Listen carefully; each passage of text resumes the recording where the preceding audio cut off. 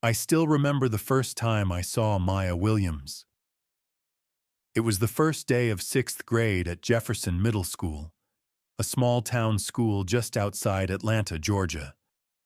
The school was one of those places where kids were cruel without thinking twice, and Maya was an easy target. She had the darkest skin I'd ever seen, rich, deep brown, like polished mahogany. But the other kids, they didn't see beauty in that.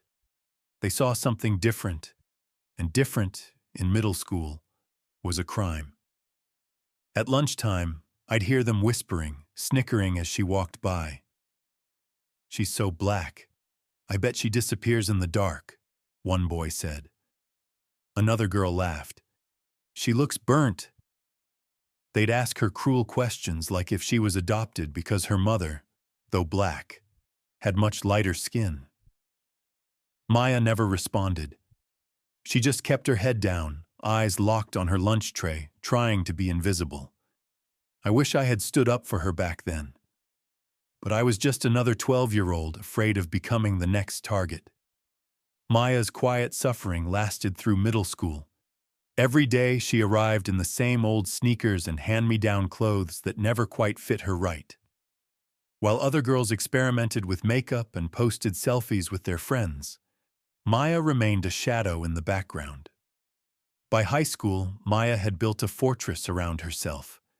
She rarely spoke unless spoken to, always sitting in the back of the classroom, never raising her hand.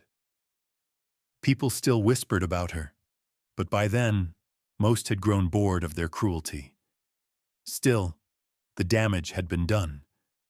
Everything changed senior year. One afternoon, a local photographer, Mr. Ellis, came to give a talk in our art class about careers in photography. He showed us his portfolio, landscapes, weddings, portraits.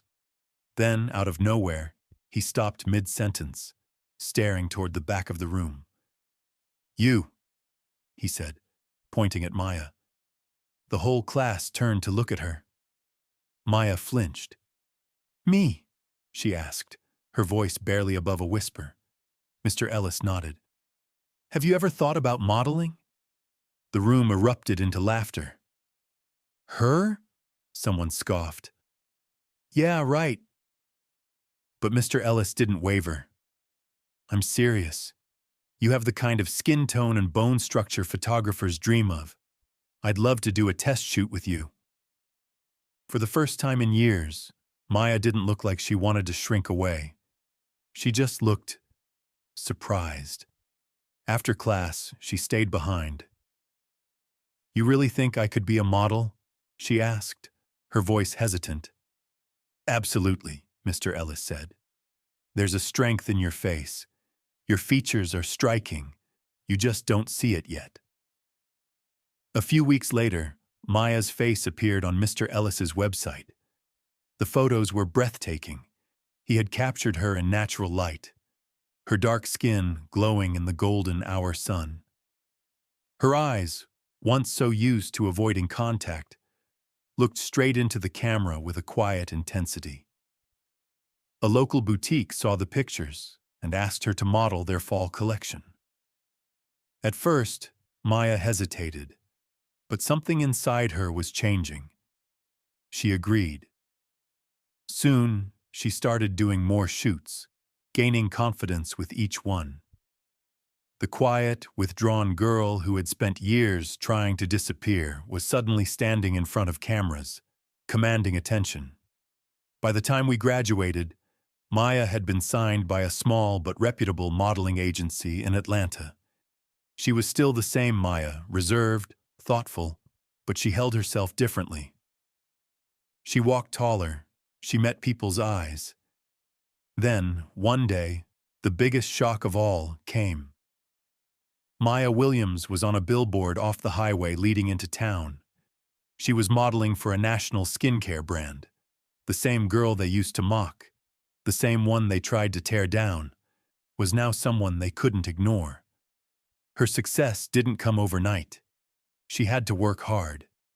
She attended casting calls where she was rejected for being too dark, but she didn't let it break her. Instead, She used every rejection as fuel. She worked on her posture, her expressions, her presence, and slowly, the industry took notice. She walked in her first major runway show in New York, then another. Soon, her face was in magazines. Maya Williams was no longer just the girl they used to bully in school. She was a model, a star. Years later, when I saw her on the cover of a major fashion magazine, I sent her a message. I didn't expect a reply, but she wrote back, "Thank you for seeing me now, even if you didn't back then." I won't lie, it stung, because she was right. I had watched her suffer and done nothing, but Maya had risen above all of it. Not for them, not for revenge, for herself. And honestly, I think that's the best kind of victory.